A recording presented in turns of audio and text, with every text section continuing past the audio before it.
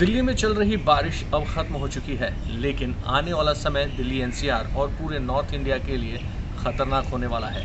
पराली एक साथ जलाई जाएगी और इसका नतीजा ये होगा कि पूरे नॉर्थ इंडिया में पोल्यूशन लेवल एक ही बार में ऊपर जाएगा। ये मैं नहीं कह रहा, ये साइंटिस्ट कह रहे हैं। आईआईटी दिल्ली में है इस वक्त हम लोग। हमारे साथ प्रोफेसर रविकांत पाठक हैं, गॉथेनबर्ग यूनिवर्सिटी स्वीडन में साइंटिस्ट हैं।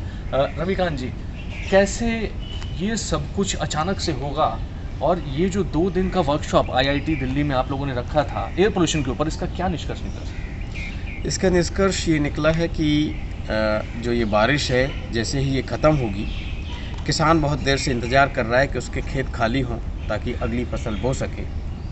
और जैसे ही ये मौसम साफ़ होगा, धूप निकलेगी, जो पराली है वो सूखेगी और सारे किसान एक साथ नई फसल बोने के लिए तैयारी करेंगे और उसको जला दिया जाएगा। जब पराली धीरे धीरे जलाई जाती है तब प्रदूषण धीरे धीरे लेवल पे होता है, इतना खतरनाक नहीं होता।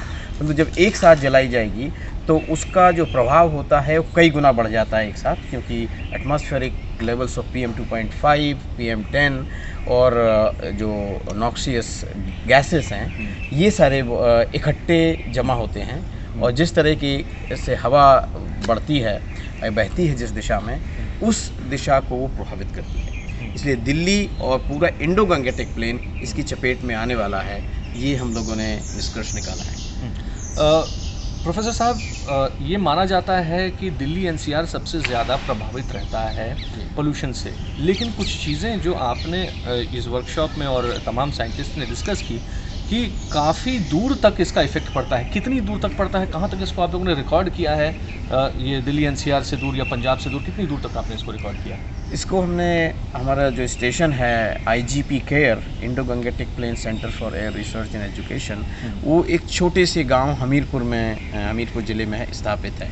तो वहाँ पर हमने इसके सिग्नेचर्स पाए हैं कि ये पराली जलकर इसका धुआं, इसका जो प्रदूषण है वहाँ तक पहुँचता है। और ये यहाँ तक ही नहीं, ये पूरा लखनऊ, पटना होते हुए बंगाल की खाड़ी तक भी जाता है। तो सर, ये सारी प्रॉब्लम्स तो डिस्कस हुई, लेकिन इसका क्या निष्कर्ष निकला सर इस बार? जब जैसा आप बता रहे हैं, तमाम साइंटिस्ट भी ये बता रहे हैं कि एक साथ पराली जलेगी, एक साथ ही वो सूखेगी, तभी वो एक साथ जलेगी। ठीक बात। तो ये जो होगा सर चेन रिएक्शन, इससे हम बचेंगे कैसे सर? इससे बचने का क्या उपाय? बहुत सारे इंटरवेंशंस हैं, टेक्नोलॉजिकल इंटरवेंशंस हैं जो किए जा सकते हैं। गवर्नमेंट के कुछ एक्शंस हैं जो गवर्नमेंट अपने स्तर पे ले सकती है।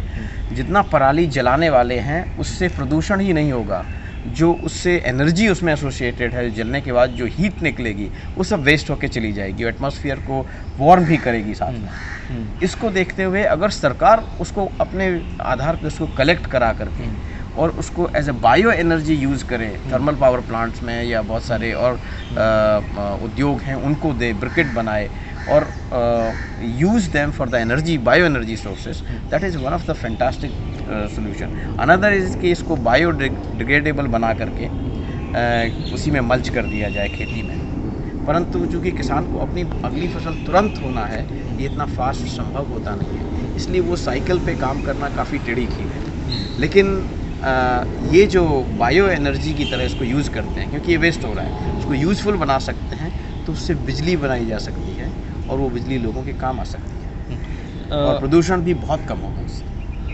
आमतौर पर ये देखा गया है सर, ये एक डिबेट का सब्जेक्ट बन जाता है जब इसका पोलिटिसाइजेशन हो जाता है कि पराली जलाने से कितना इफेक्ट पड़ता है, कितना स्पाइक होता है, कितना आगे बढ़ता है AQI लेवल। तो इसका सर कोई डेटा है आपके पास जो ये बता सके कितना % ऑफ पोल्यूशन नवंबर, दिसंबर, जनवरी, फरवरी में जो दिल्ली NCR में या पूरा जो गंगा का प्लेन है उसमें होता है, उसका कितना % पराली का उसमें योगदान होता है? कुछ डेटा है, मेजरमेंट्स हैं जो पब्लिश्ड हो चुके हैं और बहुत सारी मॉडल्स भी हैं, जो एयर क्वालिटी मॉडल्स हैं, एयर पोल्यूशन मॉडल्स हैं, क्लाइमेट मॉडल्स हैं। ये सारे मॉडल्स अभी टूल्स मॉडर्न टाइम में अवेलेबल हैं। हमारे इस वर्कशॉप के दौरान ही Indian Institute of Tropical monsoon and meteorology, वहाँ से जो साइंटिस्ट आए थे उन्होंने आज ये प्रेजेंट किया कि they can quantify what is the percentage contribution by different burnings.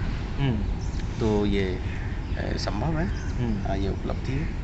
कितना होगा सर, अगर हम अनुमान लगाएं तो कितने %, अगर हम मोटा मोटा पूछें कि क्या 20%, 30% इसमें योगदान रहता है? हाँ, 30% से लेके 70% तक रहता है पराली का योगदान। हाँ, ये मेट्रोलॉजी और किस दिशा में हवा बह रही है इस पे निर्भर करता है। 30 से बहुत सारे 70% फैक्टर हो सकता है अलग अलग परिस्थितियों में। बहुत बहुत शुक्रिया प्रोफेसर साहब। धन्यवाद। दिल्ली एनसीआर के लोगों को सावधानी बरतने की ज़रूरत है। पराली से निपटना बहुत ज़्यादा ज़रूरी हो गया है। सरकारों को सचेत होने की ज़रूरत हो गई है। अभिषेक आनंद, दिल्ली, आज तक।